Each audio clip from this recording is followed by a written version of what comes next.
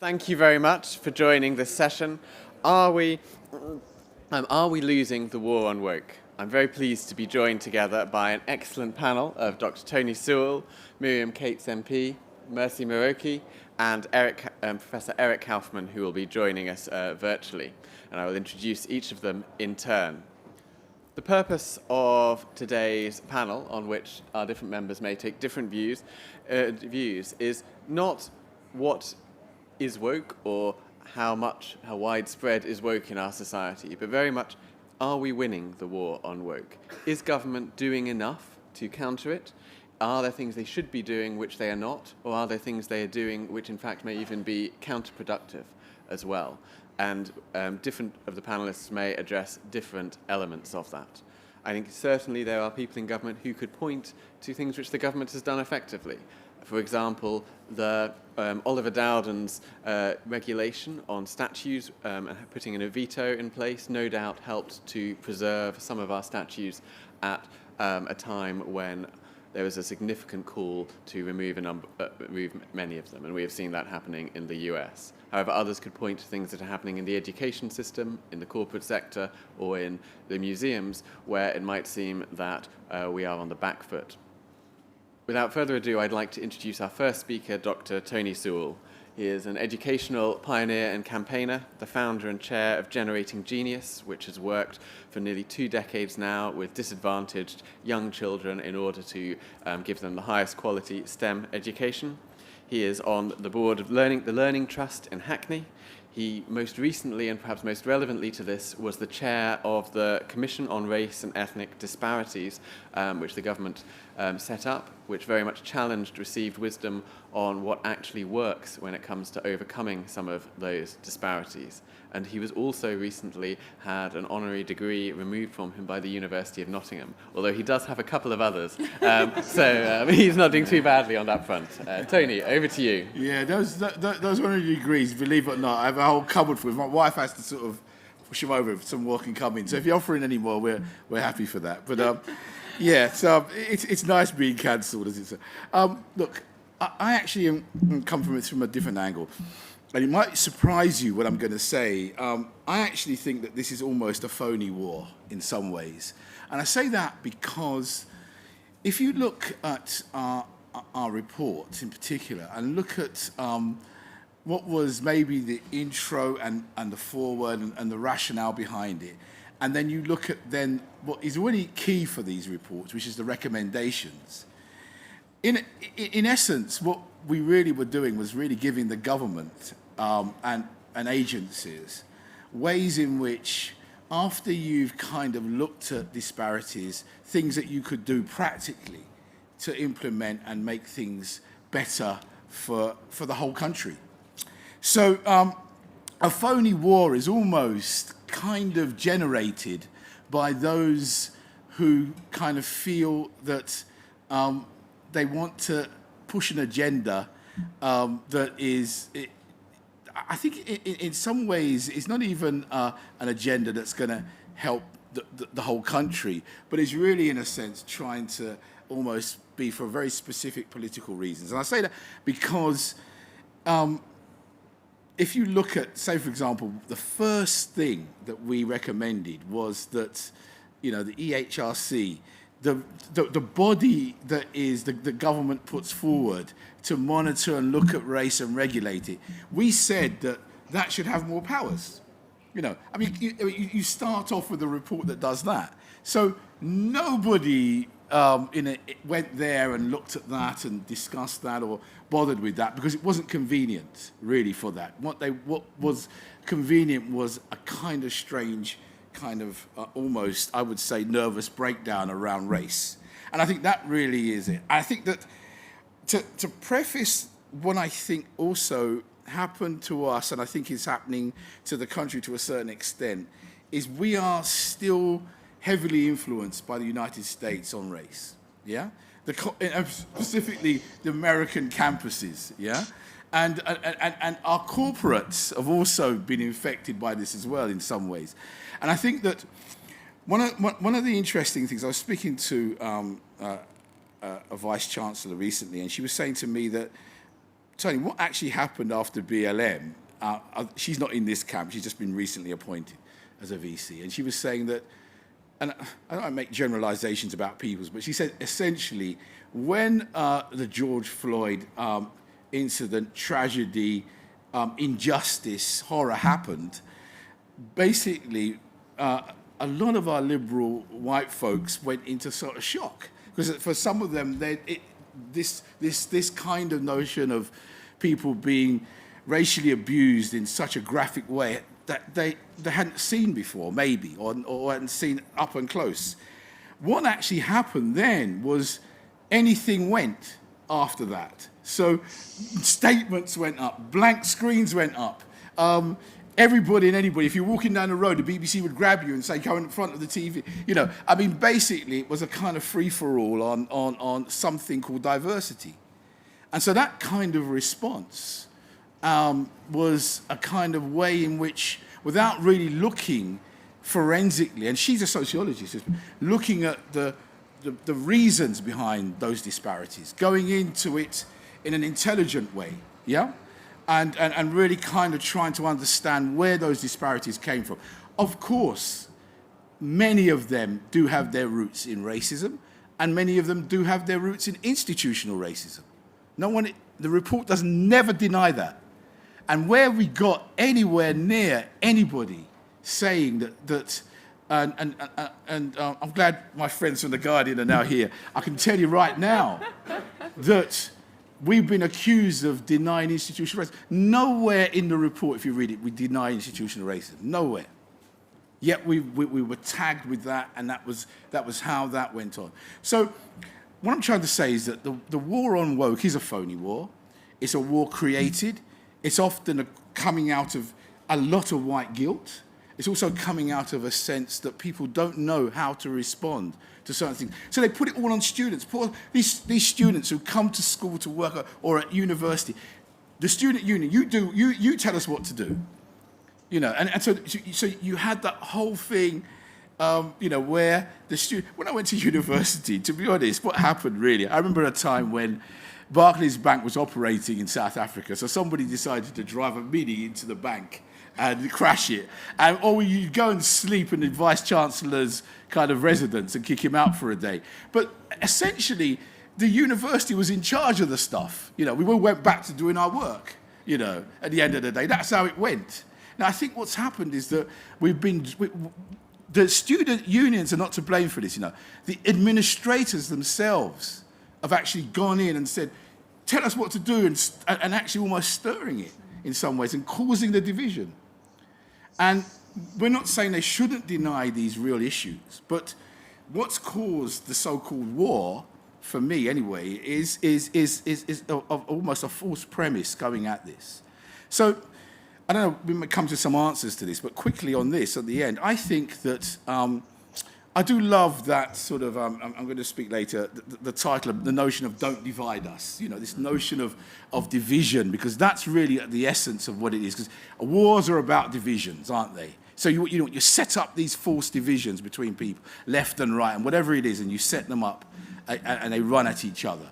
Now, what I would say is that if you look at our report, the progressive recommendations, there's one in there that almost verges on the brink of legalizing cannabis. This is a conservative government. How dare they? And so because it says that we want a different way of looking at stop and search.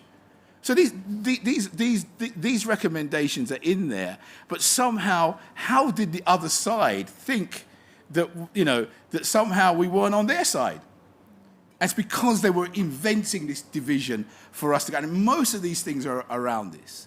And so my sense is that government needs to, and they have accepted most of our recommendations. I'm pleased. And if Kemi Badenoch was in here now, she needs a round of applause, because she was the one who really did push for that and make sure that those recommendations went through. So, I sit here in a very happy place. I've just heard the Chancellor's speech, I think he's a black man from what I heard last time. And he's making a speech that is about him as a chancellor. He's involved in the money, You know, the black thing, well, that's here nor there. He's our chancellor, yeah? But somebody wants to make a phony war out of that. You see what I mean? And that's where it goes. And so for me, I just think that, you know, there are real answers to this, but I would commend you all to read our recommendations. And I think you'll find that they're ones that are progressive and the ones that also you can live with. Thanks. Fantastic.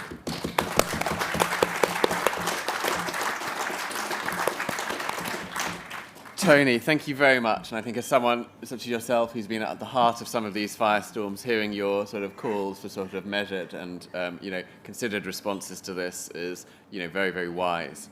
I think our next speaker, and I will ask, I'm afraid, our speakers if we could try and keep their remarks sort of 5 or 6 minutes, but our next speaker is Miriam Cates MP.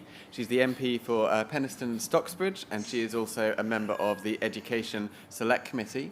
She is notable as being one of a far too few MPs who have a STEM background. She studied genetics at Cambridge, and she has been an outspoken and tireless campaigner on safeguarding issues in schools, particularly around the spread of age-inappropriate sexual content and the spread of gender ideology. And without further ado, I will pass over to Miriam. Thank you, Iain. I'm afraid I'm not in such a happy place with this phony war, which I do agree in some situations is phony war. And the reason for that is, whilst we might think of woke as something that adults argue about, and we have a joke about sometimes, you know, we need to be politically correct, those kind of things, I'm very concerned about the impact that it's having on our children. And I think, you know, we only need to look at some of the statistics about what has happened in recent years. There's been a 5,500% increase in the number of girls referred to gender clinics in the last 10 years. Now, if we think what that actually means, you know, if you go down the route of social transition and then potentially medical transition, what does that mean for girls? It means permanent loss of fertility, permanent loss of sexual function, facial hair for life, deep voice for life. All the evidence suggests that the vast majority of children who experience something that we now call gender distress, but you know, that comes with all sorts of different types of teenage angst and is very much associated with other problems like potentially autism and things like that. How can that teenager make that kind of decision? And yet they are being pushed into it, not just through gender clinics, but online, the things they see, not just in line, but also in schools. And they are being sold a lie, which is that you can change your sex. You cannot change your sex. You know, as Iain said, I've got a degree in genetics. I think it's very clear biologically that your sex is your sex for life. And it has all sorts of implications, whether you like it or not, about you physically, about you psychologically. Now, I absolutely believe in gender equality, in equal opportunities and those kind of things. But it's also dangerous to try and separate ourselves from reality. And I'm afraid that is what our children are being taught in schools, that they can escape from this reality. And that's why I'm concerned about this. I think it's great for adults to have these debates in public, in private. Of course, these are sensible adult concerns. But it's not okay to tell children things that aren't true. And as Iain said, I've done an awful lot of work on this, and so people from all over the country write to me about what's happening in their children's schools. And some of it is really, really difficult to believe, but I've come to the conclusion that actually some of this stuff is in most of our schools. So a recent YouGov poll showed that around 80% of teachers now say that there is at least one trans-identifying child in their school, and that's up from pretty much 0 10 years ago. Now, of course, we should absolutely be treating every child with compassion, with tolerance, supporting them as they should be. But I think there's a difference between that and between celebrating a child who wants to change their identity at school, who wants to be known as a different name, often behind their parents' back. And this is the dangerous thing about this ideology, is it seeks to separate parents from children. You will have seen in the news Mermaids, the charity, are being investigated by the Charity Commission. I think it's about time. I think some of their record is absolutely appalling, and they've been exposed as sending breast binders to children behind their parents' back, which of course has very detrimental health impacts. And yet they have been used by schools as advisors. They've been used, their materials have been used. And this is the danger. If you cut children off from their parents, that is their principal source of safeguarding, and therein you have a safeguarding issue. So what is the government doing on this? Well, I think Nadine Zahawi, when he was Education Secretary, made some very good, he said some very good things. I think he was in a very good position. He made clear that parents should always be involved in any decision to change a child's identity. I think that was very positive. Robin Walker said, as schools minister, that parents had a right to view any materials that their children saw in school, which, of course, as Conservatives, we should absolutely agree with. Schools are in loco parentis. They only teach our children by permission from parents, and so we should absolutely be able to see anything contentious that they're being taught. But there are very small wins against a lot of battles. And I think the problem we have here is that in the past, our schools have been a bastion against indoctrination, and they've stood up against dangerous ideologies. But now, some of our institutions, not just our schools, are very much captured by this ideology. And so it's much, much harder for governments to fight back, as hard as some ministers absolutely are trying. But I don't think all is lost. And the reason that I have hope is because I think we have a secret weapon, and I think that's parents.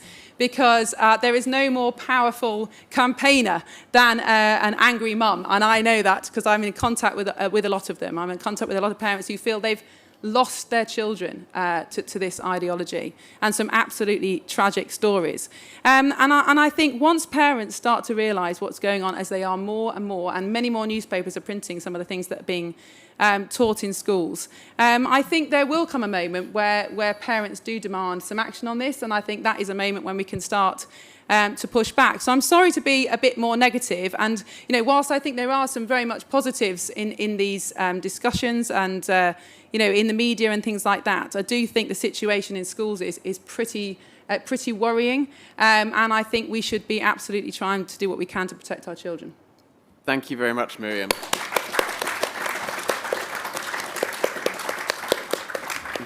And I think just two things I might draw out there, actually, which I think are interesting, is one, just perhaps how fast some of these things have spread without proper debate as a nation about it. And the other is the disconnect, perhaps, between what ministers say, and I might say what, say, the former Home Secretary said, and what seems to be going on public services on the ground. And actually, at the heart of consensus and a democratic society is the fact that we can have debates about these things and we can discuss them, and that what is decided ends up actually happening. I will now move on to Mercy. Mercy was also a member of the Commission for Racial and Ethnic Disparities. She is a social policy commentator, a social policy researcher, a commentator and a columnist. She was recognised with the Professor Lord Smith of Clifton Prize for her work on government, and she appears regularly on various broadcasters and in various newspapers, talking particularly about social and racial issues. Thank you very much, Mercy. Thank you. So I just want to start off by responding to something Tony said, which is this concept of whether it's a phony war. Now, I think at the heart of it has been a manufactured war in many respects, this war on woke, but the consequences are very real. And I don't think we should lose sight of that, regardless of how ridiculous we think this war is and has become, and it often is reduced to kind of Twitter spat. It has real life consequences, and Miriam has highlighted one area where that is very real. Young girls and boys are being taught some very dangerous things, often by people who are meant to take care of them, and there is a complete disregard of basic biological fact, a complete disregard of a duty of care in many instances to our young people. There's a very real effect as well when it comes to women and women's safety. You're seeing men who now, the amount of times I've seen, a trans woman being a paedophile, and then the article refers to the man who's transitioned as a woman as she, she was a paedophile. These things have real effects, and we're seeing them affect the most vulnerable people who for a long time haven't had enough protections and enough rights to begin with. And the effect is that it is chipping away at that. I think where we have seen some wins, because the question is it, are we losing or are we winning? It's one of those. I Are think, we losing? Are we losing? Where we have seen some wins are in the race debate, I think. As we mentioned there, myself and Tony did sit on that commission for race and ethnic disparities. And actually, despite the fact that there was a massive left-wing outpouring of hate against that report, which stated that we didn't think institutional racism was a thing, which was factually incorrect. I think a lot of people did say, actually, I agree with you. Yes, racism exists in society, but not every disparity is a result of discrimination, which is the fundamental point the report was trying to tackle.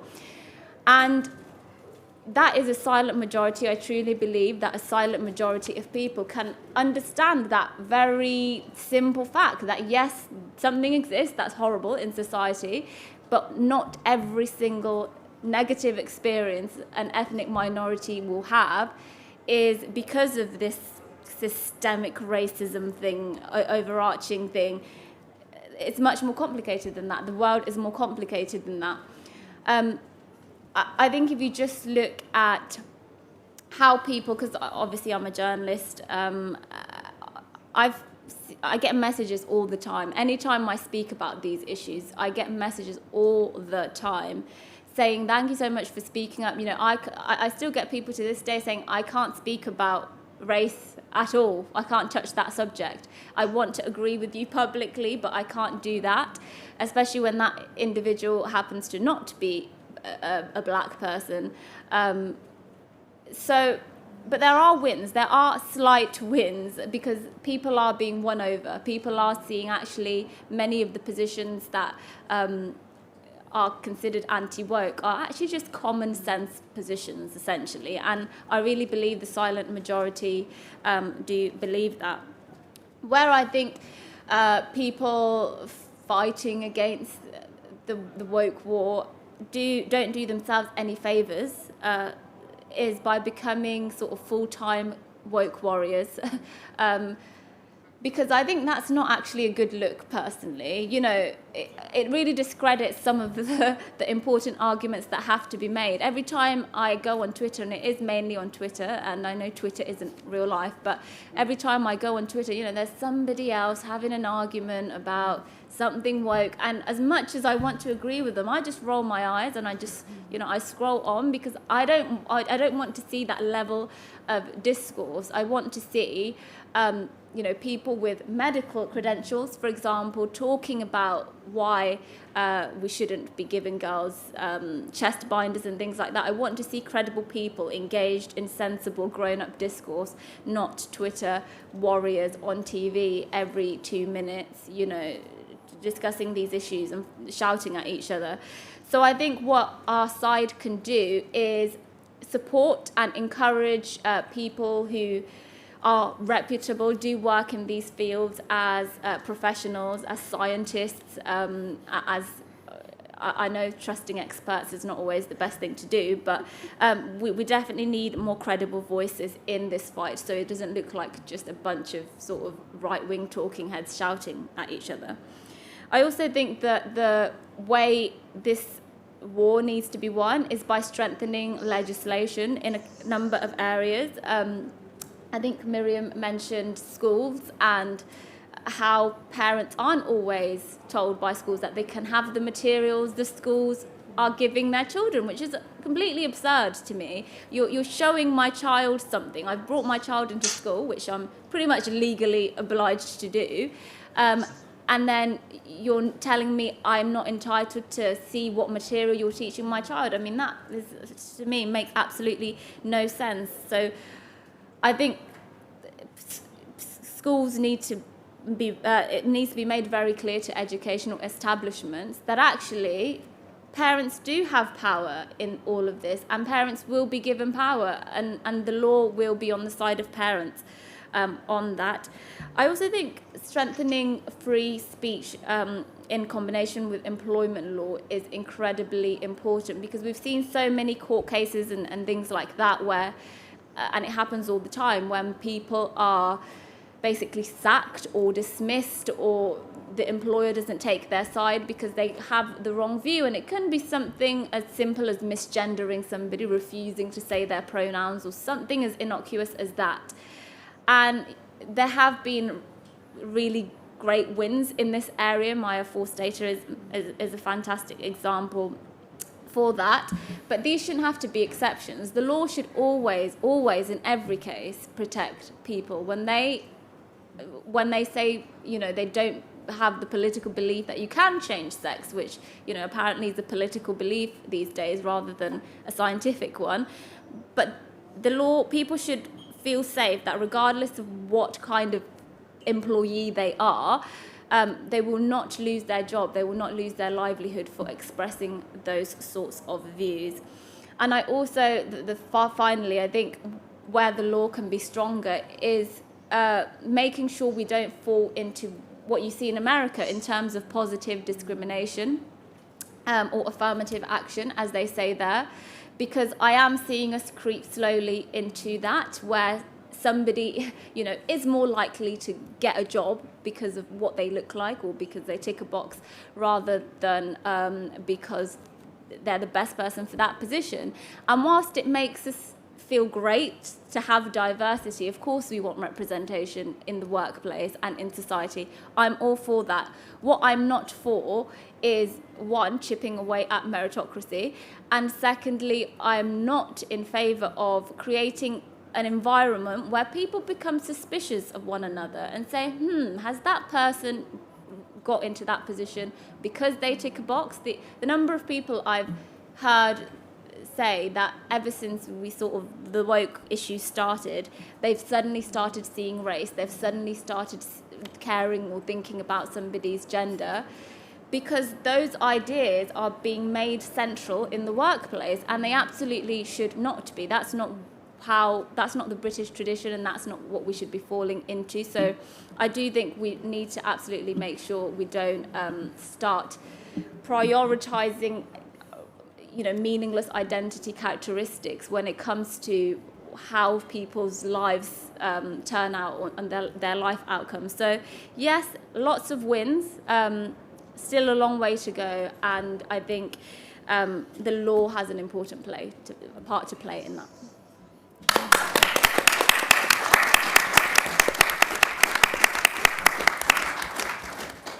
Thank you very much, Mercy. And I think it's very interesting, both your call for the sort of complexity and nuance, but also your very important point about the law. And I would say that there's one thing that this government maybe has been perhaps quite nervous about touching the law in these areas, despite it having a majority. And actually, you cannot blame public bodies or indeed corporations if the law is obliging them to act in a certain way on these things. One interesting point leads us very directly into our next speaker, which was on the silent majority. And we're very pleased to have joining us on Zoom Professor Eric Kaufmann, a senior fellow at Policy Exchange and Professor of Politics at Birkbeck. And he will be sharing with us a few little trailing highlights, as it were, of a forthcoming poll which he will be putting out, which looks very much at attitudes both of the population as a whole and of young people in particular on some of these very important issues around ethnicity, identity, history, gender, and other things of that nature. So, Eric, over to you. Great. And I trust people can hear me. I've just come down here from the conference because I've got to teach this evening, but I will be back up again. I just want to pick up on this question of, are we winning the battle against woke? And I think the answer is clearly no. Even though there are some successes, I think we have to bear in mind the longer, bigger picture, which is that young people are vastly more woke, if you want to use that term, than older generations. And some of the survey work that's gone into these two Policy Exchange reports, which are going to be released imminently, I understand, really show how this age-graded pattern.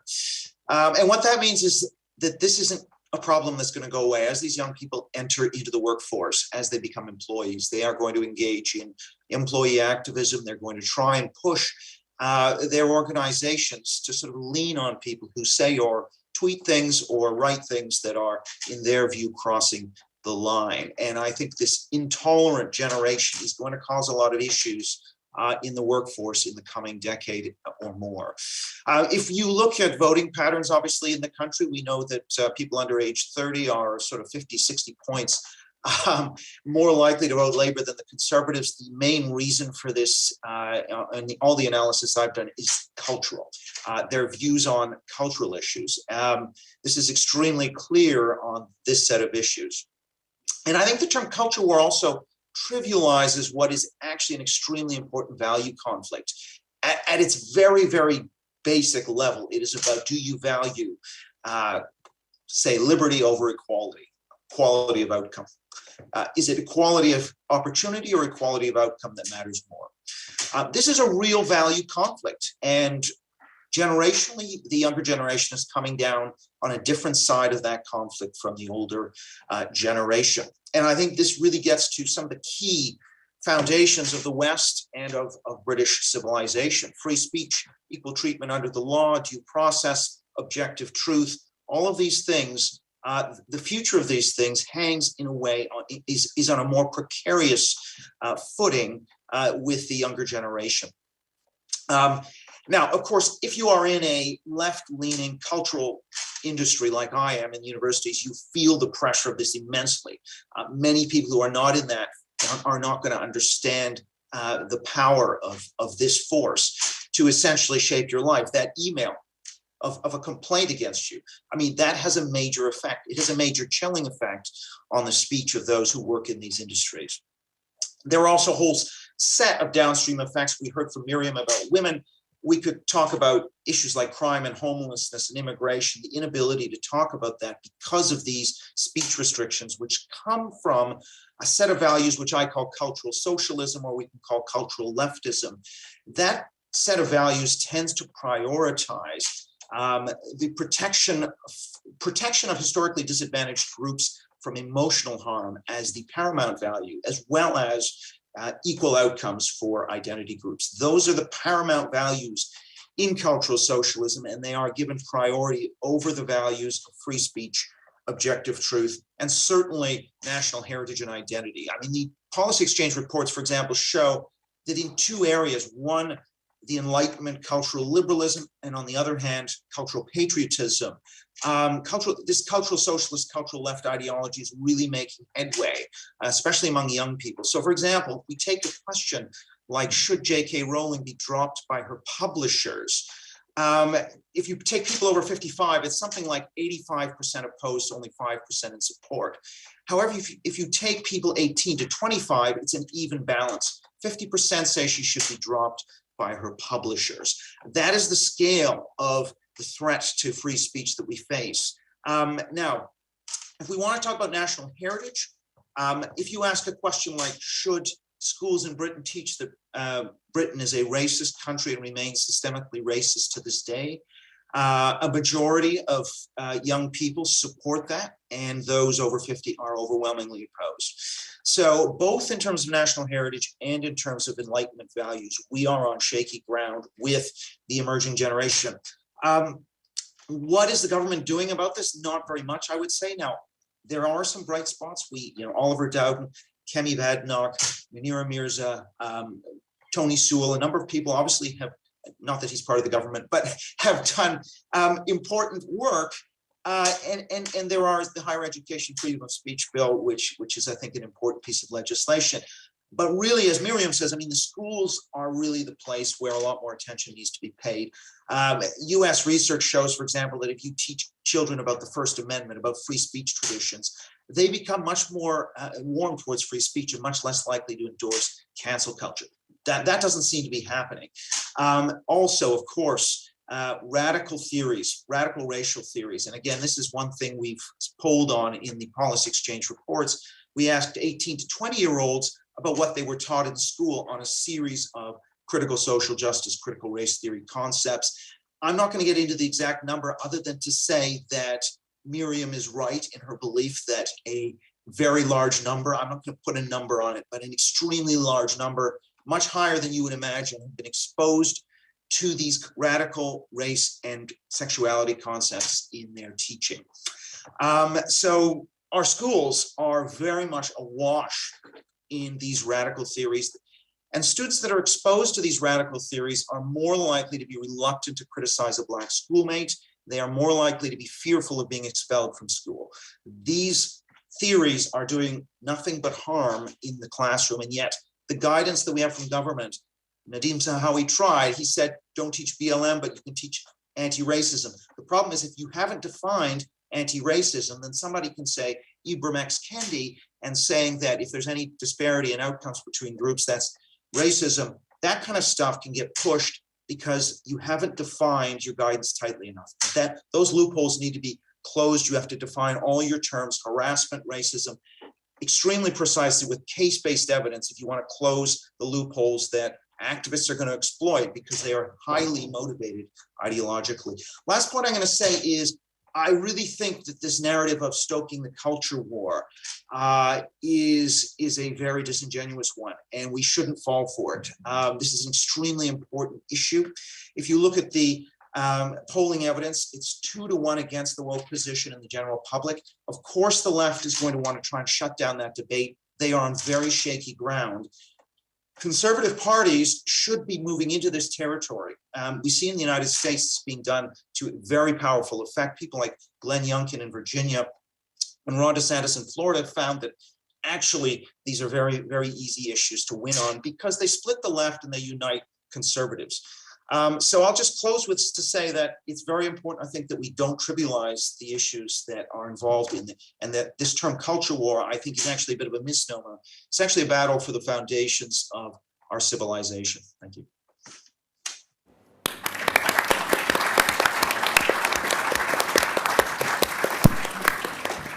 No, thank you very much, Eric, and I hope you will all be looking out for his 2 papers when they do come out fairly shortly. I'd like to throw it open to questions from the floor. I'll take 3 questions initially and then let panelists respond to the ones that they wish. Yeah, we will. We will be needing to finish at 1:45 as well because for various reasons. But if I could take, let's take 1, 2, and 3. So first here. Oh, well, yeah, first there. And then here. And if I could ask everyone to keep their questions as short as possible, please. Is it working? Yeah. Hello. Yeah. Just say the Conservatives have been in power for 12 years, and to a large extent, people are policy. So should you not be taking more care to get more Conservatives into big public policy positions? Because it seems like every so often, when there's a chance to get somebody great like yourself onto these panels, they're picked off by from the left. And that discourages people from applying. They don't feel that they're getting any support when they actually get into that position. And actually what we need is a list of great Conservative candidates for every single top public sector job that's a board or an arts council, whatever it is that's coming forward, and actually support them to get those roles, because those are the people that make the guidance and the policies at that level, and that's why we end up with troubles around woke issues coming up, because it's people on the left that decide them. Could I just bring your question to a close? Yeah. But I've got a very good question there. And apologies, I should have said this before. If you could just state your name and either organisation or association that you're from. Hi, my name is Hayden. I'm a party member from Luton. I wonder if the panel had a view on critical race theory. And I don't think we've seen very much of its effects in the UK yet. Not too much, but I think it's going to hit us hard, and I think it's potentially serious. I just wonder if the panel had any views on critical race theory specifically. Thank you very much. And Alka. Thank you. Alka Sehgal-Cuthbert, Director of Don't Divide Us. I can assure you the effects of critical race theory are being very well and very widely felt in schools amongst teachers and the parents who have been contacting us ever since that summer of 2020 with experiences that are really quite heartbreaking for anyone that loves children or loves education. But my main question is, I have every sympathy with Mercy's weariness at the kind of, tit-for-tat spatting that goes on Twitter, and I'm very sensitive to the point Eric made about this being a civilizational battle in effect. And that makes me wonder about the prior condition the thing that nobody talks about? What was happening in our society, in our institutions, that has allowed this wokery, in whatever forms, gender or race, to take such a hold? And it seems to me that there's been a real lack of teleological thinking in favour of functional thinking. And functional thinking will get you so far, but it won't cut it when the chips are down, and you need a kind of deep, internally sourced, inner-directed ethos. And it's almost like we're embarrassed as a society to talk about these things. And I think that there won't be a major solution until we can start deepening the discussion. Thank you very much. That's 3 very good questions. Miriam, maybe if I could turn to you first. Don't feel you need to answer all 3, but whichever ones you wish to. I agree we should be putting more conservatives, or not even conservatives, but people with consensus opinions, because these are still consensus opinions, in those positions. I think, I'm not sure it'll work. So you saw Sewell Braverman as Attorney General give a speech in which she very clearly defined what the law says about the Equality Act, particularly for schools in terms of the law around single-sex toilets, for example. The minute she finished that speech, you had actual teachers who are actually teaching in schools right now go on Twitter saying they're going to ignore the Attorney General's position. So I think, that's why I say we need a grassroots movement as well, because even the law, even the right people in those positions aren't enough. But I do take your point. I think the others, critical race theory is not as rampant, I don't think, as extreme gender ideology in school, but there are certainly some schools where it is a problem. What's caused this rise? Well, I don't think you can divorce it from the huge rise in the huge expansion of higher education. If you've got 50% of young people going to higher education, they're spending 3 years essentially divorced from reality at the taxpayer's expense. Now, obviously, higher education institutions are critical to the success of this country. Let's not get this wrong. We've got some of the best institutions in the world. But we've also got some institutions that do not add value to our society, cost an awful lot of money, and don't give our young people any useful, practical skills at the end of it. But what they do is get indoctrinated with these particular ideologies that then get transmitted into our institutions. And that's why this ideology is so difficult to fight, because it's coming through our institutions rather than at our institutions. So in this country, we usually fight these ideologies by our institutions and our laws standing up against them. But it's not so simple this time, because they're coming through our institutions. So personally, I think for all sorts of reasons, we should reduce the size of the higher education sector for economic reasons too, but I think that would have a big impact. Thank you, Miriam. Mercy, if you would like to. Yeah, I just wanted to address, firstly, having more conservatives in top positions in public service. That is happening under the radar, because that's kind of what happens when there's a particular government in power. It trickles down, and they get the people they want eventually in the positions they want, and that's why I'm worried about what happens if the Conservatives lose the next general election. Because it's not Keir Starmer I'm afraid of. I just don't think he's neither here nor there, to be honest. It's